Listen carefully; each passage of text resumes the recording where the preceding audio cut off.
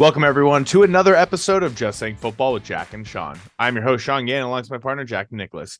We're here to bring you news, notes, weekly updates, and game analysis of your favorite teams from around the league. If you have the chance, go check out our website, justsayingfootball.com. Follow us on Instagram at Just Saying No GWJS for article and video updates, and get us in your ear on Spotify at Just Saying Football. Well, buddy, I had a good holiday. Great Thanksgiving. I ate a ton of food. How was yours before we jump into week 13? Yeah, it's great. 4-day weekend. We had football 3 days out of them. Had some great family time, working on a lot of stuff. Obviously posted my parlay after doing a lot of work this weekend. Didn't hit. Thank you, Texans, in that field goal. But no, it was great. And now we're back. And this is the great time of the football season where we come out of this Thanksgiving, and now your fantasy's starting to heat up. You were looking at your football team in a lot of different ways than we were looking at them 13 weeks ago. And it's about to get hot. Some teams we know are dropping like flies right now, and some teams are trying to gun for the first seed in their conference. So, take us into this, Sean. Week 13. Yeah, it's week 13. We have a handful of teams on the bye before we jump into our meh categories. We have the Baltimore Ravens, Buffalo Bills, Chicago Bears, Minnesota Vikings, New York Giants, and Las Vegas Raiders all on a bye. That is 6 teams. So make sure your fantasy is all set up and ready. Let's jump into our meh category. We have the Los Angeles Chargers making their way to New England to take on the Patriots. Our blowout category. I'm so sorry. Chargers favoring this by -4.5. Over under here of 42.5. Chargers are struggling. Patriots are struggling. Bill Belichick isn't naming a quarterback one. Both coaches are on the hot seat. I think we can all comfortably say that Brandon Staley is more likely gone than around compared to Bill Belichick. Is scorching. He's literally that meme of the dog sitting in fire being like, everything is fine. Like, that is Brandon Staley when he's getting asked questions about his defense. Yeah, and Bill Belichick's just in the same meme this season, but he has 6 Super Bowl championships sitting around his chair and 300 wins under his belt. So you can't blame the man too much for having, a bad team, but they're playing at home, and the Chargers, they need a win. They're a couple of games under 500 right now. They're kind of kicking themselves out of the AFC playoff race. They're favored by 4.5, which I like in this one. The 42.5, I'm taking the under. I do not think this New England team is going to produce enough for that to hit. So I'm taking Los Angeles in this one, but with a grain of salt. I'm also going with the Chargers. They just have enough offensive firepower where they can just overcome this Patriots defense. And Demario Douglas is questionable now, might be out for this game. That's another hindrance of the Patriots offense. I'm just I just stay away from the Patriots. Like, they need more hindrances. Yeah, it's just not been great. But let's keep this moving along. So we have the Detroit Lions making their way to New Orleans to take on the Saints. The Lions are favored in this one by -3. Over under here 44.5. It's been a tough one for the Saints, but there's a little Jamal Williams reunion as he gets to face his former team. How are you feeling about this one? Lions coming off of a brutal Thanksgiving Day loss to the Packers. Yeah, the Lions, man. We both went in last week thinking they were going to handle the Packers just fine. Obviously, you see them down by 2-3 possessions in the first quarter. It was definitely not an ideal Thanksgiving. Like everybody said, obviously the moon was in waxing gifts. So, got to take that into account on Thanksgiving with the Lions from here on out. And the main thing here is, New Orleans, tough place to play. Also, New Orleans is gunning for a shot in the NFC South right now. I like the Lions in this one, and they just got to get back to the ground game. Last week they didn't have a chance. Jared Goff kind of fumbled that game away. But yeah, give me Detroit. Another game where I was excited about the team, but this week they got me a little weird. Yeah, I'm also going to go with Detroit for the Saints. The Chris Olave concussion just completely stopped their momentum. They were not good in the red zone last week. That pick 6 was brutal. While I said that the Saints are going to win this division, it's not looking like it's going to happen at the rate that they're going at. Now they get to face a pretty good Lions team. I think this is a get-right game for Detroit. I think it will be a little bit close. I like the under in this one. You wouldn't necessarily sleep on the Saints defense and what they can do. So, but I still like the Lions overall. Yeah, I will say, you mentioned in the beginning Jamal Williams, who played for the Lions last year, most rushing touchdowns last year with 17 in the whole league. I bet you he gets one, no problem, against his old team this week. They got to give it to him, especially in a game like this. But let's keep this moving along. So the Carolina Panthers making the way to Tampa Bay to take on the Buccaneers. Buccaneers favoring this one by -5.5. Over under here 39.5. Now, some important news here when it comes to Carolina. Head coach Frank Reich is gone. Quarterback coach Josh McGowan is gone.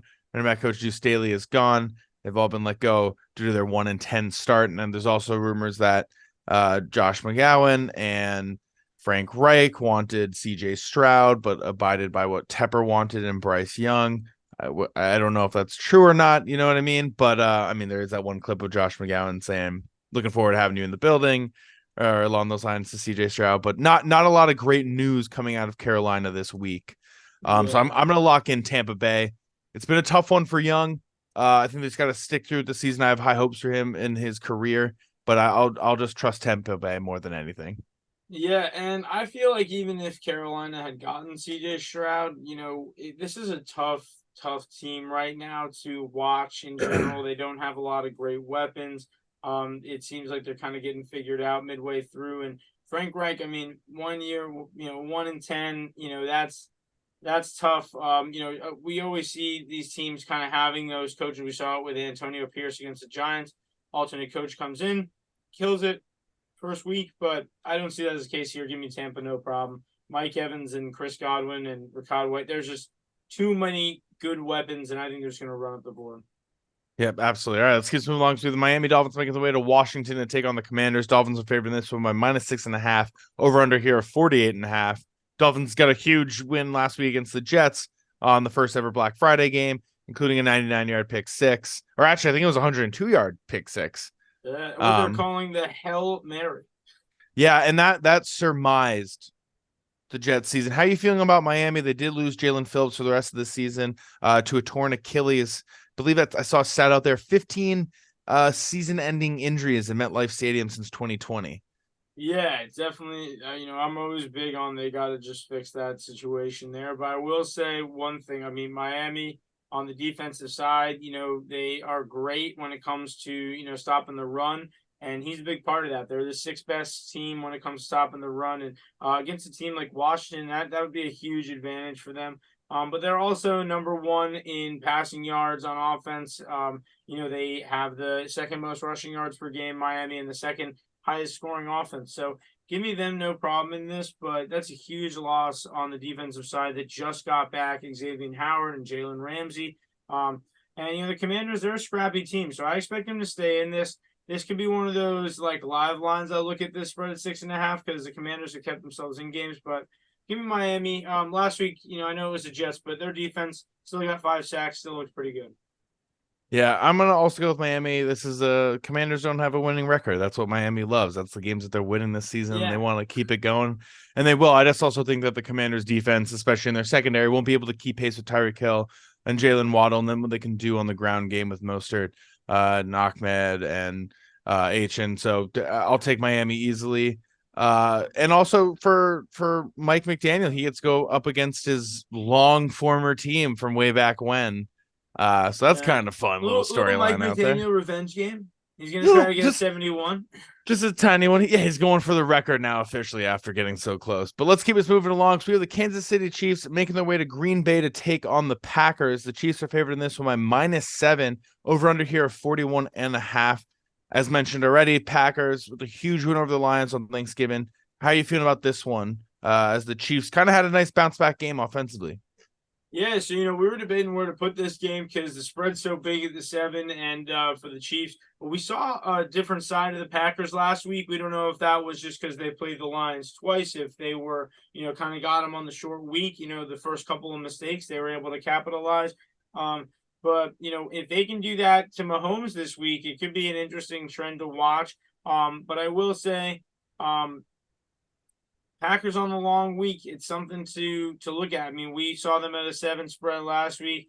I like KC, I will say. Last week, Rashid Rice, who we've been waiting to go off. We saw Pacheco get 2 touchdowns, and you assume, okay, great. Well, knowing this Chiefs team, they've been looking for someone to really get a good, receiver game. He had 8 catches for 107 yards and a touchdown. He's kind of finally emerging this season. I think that's something to watch down the line. But also on the Packers side, they have a lot. They're finally getting everybody's kind of equally distributed. When you look at their stats over the last 5 games, the main three guys, Jaden Reed, Romeo Dobbs, Christian Watson, they all have pretty much even targets. So, the Chiefs are going to be tasked with kind of stopping this spread offense, which is going to be interesting to see. But the Chiefs need this win now with how competitive the AFC is getting to get the first seed. So, give me them no problem. Yeah, I'm gonna also go with KC. I thought what the Packers did last week. I mean, Rashawn Gary had himself a game. I think it was 3 sacks on the game. He had 2 forced fumbles, and he was the difference maker for that team. And then you saw a lot from Jordan Love. 3 touchdowns. He was pretty accurate with the ball. You saw some nice little passes. It was almost like watching someone like not Aaron Rodgers, but someone doing their best imitation of Aaron Rodgers. Not like he was just yeah, spreading these that to sidearm everybody. passes, these interesting looking passes. Again, not like Aaron Rodgers. There's a specific thing that he always does with those throws. But it was, if you're a Packers fan, you're probably, oh my God, like this. I'm still going with Kansas City though. I think that the Chiefs are a tough team to play right now. They're kind of gaining that momentum and their confidence back. I love what we saw of their ground game with Pacheco and 2 touchdowns. I played against him. That was tough to see. But in terms of what they can do for the rest of the season, that's exactly what they were hoping for with him. Hopefully, Rashee Rice can build on this game and continue to be something. But I think we're also getting to this point in the season where Andy Reid and Matt Nagy and this offense of Patrick Mahomes and Travis Kelce are going to start to come up with some fun plays, start to come up with some things that are going to move their players around and get these guys really going, because they got a playoff push, and the Ravens are going to be a tough one to beat, especially with how good their defense is. So they got to start gearing up with these fun plays. Yeah, and like you mentioned, the adjustment with Pacheco. How many times have we seen KC go into December and make these runs because of those crazy little adjustments? And last year he was a rookie. Now he's getting that full workload. They got the rookie, Rashee Rice, and then you got Kelce there. There's they could kind of tear this defense apart with how good their defense is playing too. Not a bad roster. All right, let's keep us moving into our meh category. With the Atlanta Falcons making their way to New York to take on the Jets. The Falcons are favored in this one by -1.5. Over under here of 36.5. Tim Boyle and the Jets couldn't get it done last week. No, they cannot. We were talking about how Miami, got him 5 times. Atlanta, not as good of a pass rush, but definitely, we saw J.C. Bates, as you mentioned, Sean, have a huge pick 6 as well last week. Don't want that to be happening in MetLife Stadium. Right now, the Falcons are in an interesting position. They, could win out and kind of win their division still. So I think that they have a lot more to play for than the Jets. However, there are now reports about Aaron Rodgers coming off the IR. And if that is, all dependent on how the Jets season is doing, I think that the Jets have to go out and win this game. They got to, get Garrett Wilson involved. They got to get Brees involved. Everybody really needs to step up in a game like this. Falcons only favored by 1.5 seems like a little bit of a trap, but I'll take them anyway. I loved what I saw out of them with how they've been using Bijan the last few weeks. Still using Kyle Pitts just the same, not at all. And it's just, they have just ways and weird ways of beating you. And the Jets, I don't know if they're ready for all that right now. Kyle Pitts go to Kansas City when his contract expires. But I'm looking at this game and I got to go opposite of you. I'm going to go with the Jets. I think that the activation of Rodgers, it's like, I think in reality he shouldn't play. I think I just think it's really dangerous for the long term of what you're hoping for him and how he wants to end his career as a player. I think it comes with a lot of risk. If he's clear to play by doctors and that kind of stuff, that's great. Again, like I would still take the time. They're sitting at 4-7. It's going to be tough to make the playoffs with that record and how the AFC is already shaping up. The AFC picture is a little bit more clear than the NFC, albeit not by much, but it is a little bit more clear because you have a handful of 4-7 teams and they look a little bit more out of contention. Meanwhile, the NFC, there's some 5-6 teams, and that's going to make it a little bit more difficult, especially with the Vikings sitting at 7 at 6-6. But I like what their defense can do in New York. Of course, their offense is still going to be their offense, but I think that this is one of those games where Brees Hall can rip off a nice 80-yard touchdown that gets their offense, quote unquote, going, and then their defense does just enough to kind of keep them within field goal range at all times. They tack on points like that. It's not going to be pretty. It will be 19-10. You know what I mean? Yeah. But I think it will be an ugly, gritty Jets win. They heard the news about Aaron Rodgers.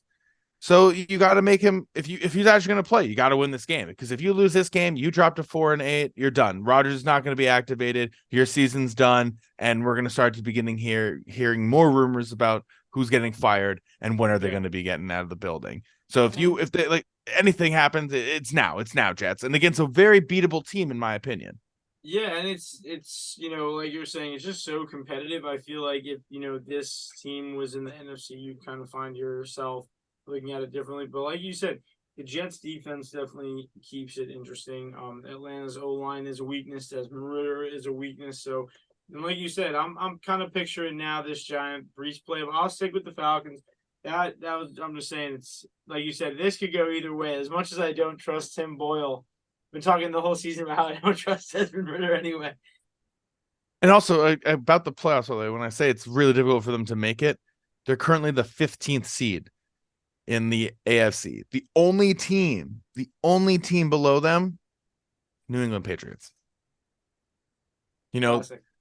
you got the Titans, you got the Chargers, the Raiders, the Bengals, the Bills, the Broncos, and the Texans all ahead of them. So if you're gonna have any chance of Rodgers coming back, gotta win this game. But let's keep us moving along. Talk too much Jets, and they're not even the Jack's favorite team in New York. I'm sorry. We got the Arizona Cardinals making their way to Pittsburgh to take on the Steelers. Steelers are favored in this one by -3, over under here 39.5. They finally had a 400-yard game. Steelers Finally. fans are happy. Matt Canada's gone. Najee Harris is scoring touchdowns and is looking happy. Deontay Johnson is not going after fumbles, but he talked to his teammates and everything's okay. At least everything's okay with him. But I gotta say, this Steelers team, I know that Tomlin is loyal, but there's gonna have to be some changes going on in this offseason. Everything is so confusing. I don't know if Najee or Jalen are better right now. I don't know if they're giving it to Pickens or if they're giving it to Deontay Johnson. Last week, Firemuth kind of had his big day, having 9 Finally. catches, 120 yards. So you don't even know where they're going. And I think Arizona, beatable team. You're playing in Pittsburgh. Pittsburgh's favored. It's going to be a lower scoring game, and I do expect a big game out of Kyler Murray. He's starting to get hot, despite that they kind of know that this season is destitute. But yeah, give me the Steelers, no problem. At home, -3, I'll take it, no problem. They genuinely find these weird ways to win these games, and with Joe Burrow out, and with the Cleveland Browns having no Deshaun Watson, they are looking at this like, hey, why can't we just make this little playoff run this year? And the Steelers are dangerous when they're in that mindset. Yeah, absolutely. I mean, they don't have a losing record yet under Mike Tomlin. I'm also going to go with Pittsburgh. For me, I think what it is the Steelers defense is really solid. I think this Cardinals offense, it has been lackluster. They really struggled last week against the Rams. They had a garbage time touchdown, only 292 total offensive yards. That's not ideal for any offense in the NFL. Ball carriers weren't getting more than 6 carries. I do think this will be a slightly better game for them. I expect them to get like slightly more yards, get James Conner going a little bit more to sort of help out Kyler. But I'm looking at this game and I just think there's no way it's not the Steelers. And to your point, I mean, Steelers are 7-4. They still have a chance. You're absolutely right. I mean, Deshaun Watson is out. He's injured. All the Browns. Steelers, with all the crazy stuff happening in the AFC, they actually slip in there. Yeah, and if they win 2 more games, Mike Tomlin's record continues. So there's a lot that they're playing for. We freaking love Mike Tomlin on the show. Yep, and also, I mean, they have this offense now in front of their home crowd, no Matt Canada. So I think this is going to be a big game for their offense. Hopefully, Kenny Pickett backs up this last game against the Bengals with something big because I'm not saying they should abandon him. It's only year 2, but you just want to see some touchdowns. Show us why in year 3 you are going to take us a step and the next step, and this is a good game to do that. But let's keep us moving along. So we have an AFC South battle when the Indianapolis Colts make their way to Tennessee to take on the Titans. Titans are favored in this one by -1 with an over under here of 41.5. How you feeling about this one? The Colts are still in playoff contention. Titans are coming off of a big win. Yeah, last week I picked the Colts because I thought Gardner Minshew could kind of throw like that, and he still can, man. killing it. And the Titans are a great matchup for them to kind of continue what they've been doing is, kind of having these high scoring games in good matchups. Indianapolis, no JT for the next couple of weeks. We'll get into that. But I mean, the Titans, I've been saying it to you, this is officially time to like unleash the Yeti. You know what I'm saying? Let Derrick Henry in December run the ball as much as you can down the defense's throat to win the game. I wanted to pick the Titans because they're at home, divisional opponent. I love that. They're favored. But the Colts, they keep winning these games where I don't expect them to win these close games, and they're closing them out. The defense is playing well down the stretch. I think that although I expect a huge game from like Derrick Henry this week at home, I do think Indy slips out the win, and they'll be a nice underdog this week, even though it's only -1. Yeah, I agree with you. I'm also going to go with Indianapolis. And Minshew played in this game earlier. Richardson had gone down with injury, came in, was 11 for 14, 155 yards. Downs had a pretty good game, 92 yards off of 8 carries as well, their rookie. And then Moss, it was the Zach Moss show with 23 carries for 165 yards and 2 touchdowns. They ended up winning that game 23-16. He's got Zach Moss. I know. Picked him up in fantasy. Very happy about that. But look, the Colts are sitting here. They're still in the playoff race. They got the 7th seed at 6-5. They're second in the AFC South, just behind the Jacksonville Jaguars. I think this is a very, very winnable game for them. All right. This is the Tennessee Titans. Will Levis has had some good games, some bad games, some mediocre games. The Colts defense is pretty solid. Run the ball well with Zach Moss, like you guys did earlier in the year. And then Minshew just be consistent. If they can do what they did last week, basically against the Browns or against Tampa Bay, which has a pretty solid defense with, I think, a better offense than Tennessee, I think they can win a handful of games and surprise some teams. Minshew is not a bad quarterback at all. And I think that what we're seeing again this year, and I mentioned a few episodes ago with Josh Jacobs and Gardner Minshew, is that having a quality backup becomes really important. Look at the Bengals right now with Browning. The mindset is, well, you're just going to gear up for 2024. Meanwhile, the Colts and the Vikings, you're sitting here at week 13 saying, well, they don't have their starter, but there's a chance here. There's a way here. So I think that don't sleep on what Minshew can do for sure. The key really is like these games, like you were saying, is they're still in playoff contention. Bottom line, whether they have JT or not, they got to really do it. We've seen a lot of Michael Pittman over the last couple of weeks, so you just, we gotta kind of have that continue. The Colts are not a bad team. I'm really wondering, what Richardson, would be doing kind of if he was playing at this time. But this is still a good team. And that's why we're both taking them. Yeah, absolutely. All right, let's move right along through the Cleveland Browns making their way to LA to take on the Rams. Cleveland is favoring this by -1, over under here of 39.5. Rams dominated the Cardinals last week. It was really impressive. How do you think the Browns are going to be able to handle this? I don't know. I mean, the Rams at home seem to be like weirdly prepared for these teams, and obviously they're psyched to have Kyren Williams back. He ran for 142 on 16 carries. He also had 61 through the air, and he had 2 touchdowns, both through the air. I mean, he truly. I remember when he came out of Notre Dame, everyone was like, "Oh, well, he's 5'8", and he reminds me kind of like a, just kind of like a Darren Sproles." But he is a legitimate, full-on power back. We have essentially, an opportunity to see how good this LA defense is if they're going to go on a run. We have to remember this team did go through a lot of changes last year after just winning the Super Bowl 2 years ago. The Browns, they have a great defense, but Matthew Stafford is a vet, and he knows what he's doing. And if it came down to him and DTR down in the 2-minute, I would take Matthew Stafford at home every time. Yeah, absolutely. DTR is dealing with an injury. Myles Garrett is dealing with an injury. These are guys that, on game day might not actually get to suit up, and that will be a huge loss for them. So I'm liking the Rams in this one. I'll absolutely take them. I seen some reports. Joe Flacco's taking first team reps, so something to keep in mind about who might be the starter coming into the weekend. But the Browns, they had such a great start. I really felt like they were going to make the playoffs for sure. Now we enter that week 13, the quarterback injury, the injury to running back Nick Chubb. It's tough, man. I thought Cleveland was getting back to where they were just a few years ago. I know. I can't wait till we rewind the tape, like how we were talking about them just a couple weeks before all of this madness kind of happened. But at least they don't have any first round picks for the next few years. Yeah, I mean, they didn't give him up or anything. It was totally worth it. But anyway, we have the Denver Broncos making their way to Houston to take on the Texans. Houston is favored in this by -3.5, over under here of 47. Denver, 5 games in a row. They played really well against the Browns.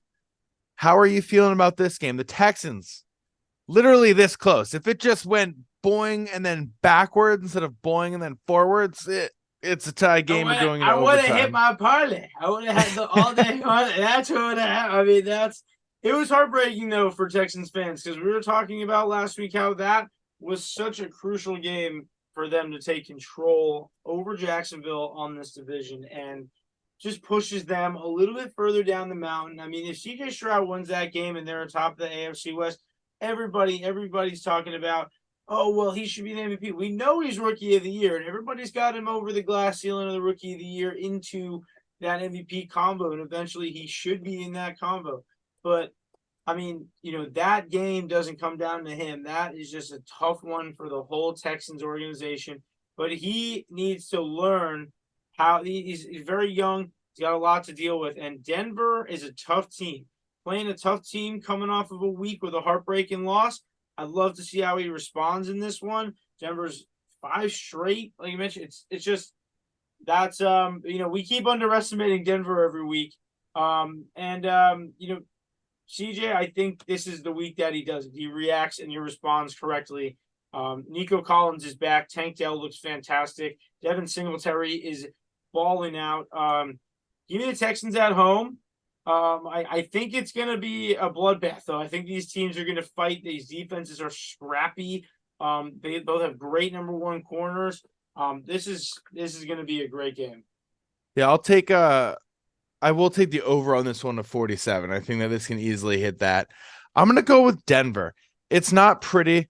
I don't love saying that. I'm a little surprised, but I do like them in this one. Their defense has been playing really well. I mean, look, CJ is offensive rookie of the year. There's no questions asked, and he should be in that MVP category. And I think he'll probably have a pretty good game going into this one. But Russell Wilson's actually been playing pretty well. Throwing for 894 yards, 8 touchdowns, 0 interceptions in their 5-game win streak. Their defense has been stepping up to the plate. And that Pat Surtain is going to be the first real problem that CJ Stroud faces in the NFL, which is what happens when your number 1 going up against the number 1 cornerback is taken out for the most part every single play, because that's what Surtain brings when he comes to the table. So that means that other guys like Devin Singletary, like you mentioned, Dalton Schultz, Noah Brown, these guys are going to need to step up in that game. And I do that CJ Stroud can absolutely do it. But I like Denver. I think there's going to be something sneaky about them. Russell Wilson looks a little bit more calm in the pocket. I like that he's running the ball a little bit more. So I'll take them, which is surprising because they just beat my team, but it's okay. Yeah, it's one of those things that, I mean, how are we now kind of talking about Russell Wilson going forward? I think he's around for the foreseeable future. I mean, I think at the moment you still have last season's bad taste, and while he has the 894 and 8-0 and the 5-game win streak, bad taste. Yeah, look, I'm not saying that Russell Wilson is sexy. If look, CJ Stroud or Russell Wilson, I'm taking CJ Stroud at the moment. But like, I think that over the last 5 games, it's an improvement. 8 touchdowns and 0 interceptions. You're doing something right. Winning 5 games, you're doing something right. Whether you're game managing or making the plays, something's working in Denver, and I think that they're just going to keep going with this recipe. And I do think that as good as the Texans have been, as surprising it has been, as Cinderella of a season that they have had thus far, and I hope that they continue to have for many seasons to come, I do think that this is a tough game. I think it's hard to win multiple games in the NFL. And I think this could be, one of those rookie games almost for CJ Stroud. Yeah, this could be, like I said, just a bounce back. I would love for him to do that in myself. So, like we're opposed on this. This is gonna be close, but I will take Houston 3.5, no problem. I think that if they can get out to a lead, they can keep it. But if Denver, does what they did last week where they can get out to a lead and they can hold it for sure. So, Houston's got to come out firing at home. But I'm still taking them. It's gonna All be right. it's gonna be interesting. I like it. That's definitely one of those games to take a look at. All right, let's get into our game of the week because it is a great one. We got an NFC Championship rematch when the San Francisco 49ers make their way to Philadelphia to take on the Eagles. 49ers are favored in this one by -3 with an over-under here of 47.5. What are your thoughts going into this one? NFC Championship rematch is gonna be a good one. I mean, Brock Purdy revenge game for his For Tommy the John injury. surgery. So this is, obviously everybody knows, that the Eagles went to the Super Bowl and they did because, they were great, but a big part of it too in the NFC Championship was that the 49ers had no quarterback. So it's a tough one for San Francisco fans, but they're playing in Philly. It's a tough environment. This is exactly where they were last year in the NFC Championship. I'm expecting big games from all the weapons. This is probably the most fantasy relevant game of the week. DeAndre Swift, AJ Brown, Devonta Smith. We have Dallas Goedert still not there, but George Kittle on the other side with Ayuk and CMC, Samuel Debo, yeah. CMC. So Even this Brock is Purdy and Jalen Hurts. so give me the 47.5 over no problem. The one issue I have is I do think that even though the 49ers have Brock Purdy and even though he's killing it, I do believe that, Philly right now is probably the best, oiled machine in the NFL at this time. So at this time, I'm looking at Philly to get the win. It will be the upset, but the Eagles right now, 5 straight. The Niners are 3 straight. They are getting into the prime of their seasons. Who you liking more?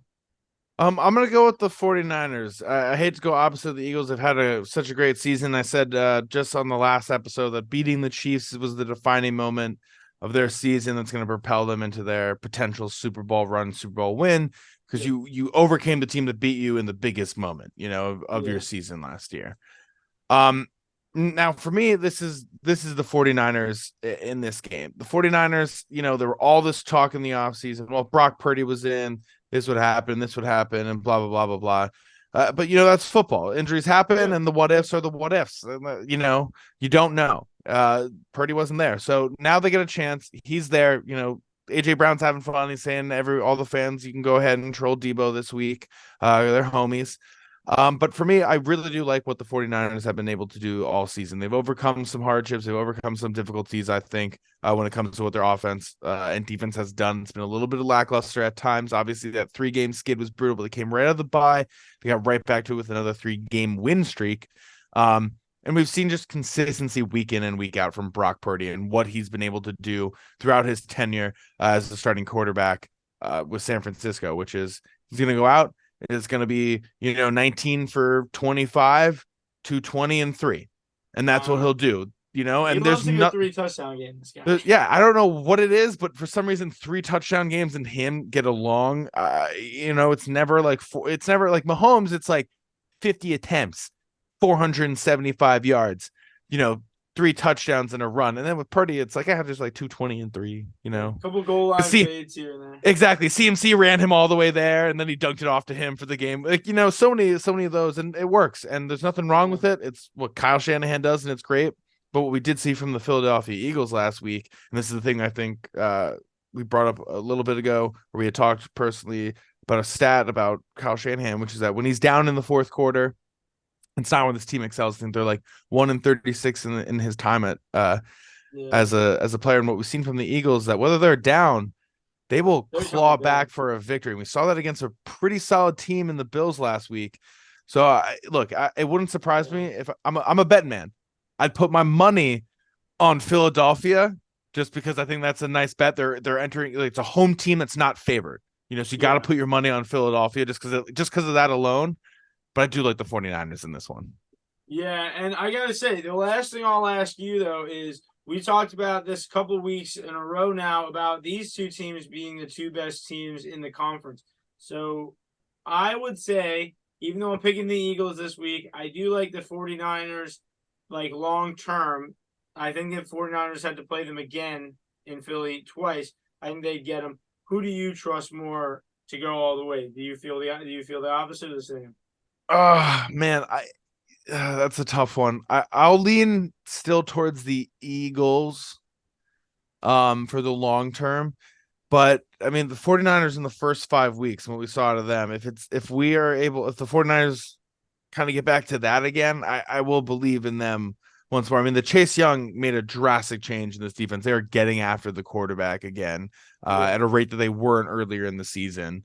But I still think I lean towards Philadelphia, also just because they have insane depth. It's a little bit unfair. Like Fletcher Cox was injured for a little bit of that game, and I was like, oh, boo-hoo, you got to run with Jalen Carter and Jordan Davis. That sucks. Yeah. Oh, man, the horror. What's going to happen to your front see how the Niners seven? O-line holds up against these guys this weekend. We'll see. Yeah, exactly. And Trent Williams will have a big one against Hassan Reddick. All right, but that's all the time that we have. Thank you, everyone, for listening. Thank you, everyone, for tuning in. A lot of teams on the bye. Fantasy playoffs are coming in. NFL playoffs are coming up, so get ready. Yeah, get ready. Always make sure to check us out weekly, Just Saying Football on YouTube and Spotify. Make sure to get us in your ears every week. These games going to be some great ones as we talked about this week. Tell your friends. Instagram for all your updates. Just Saying with no G, WJS. Thank you so much for checking this out and have a good day. Enjoy.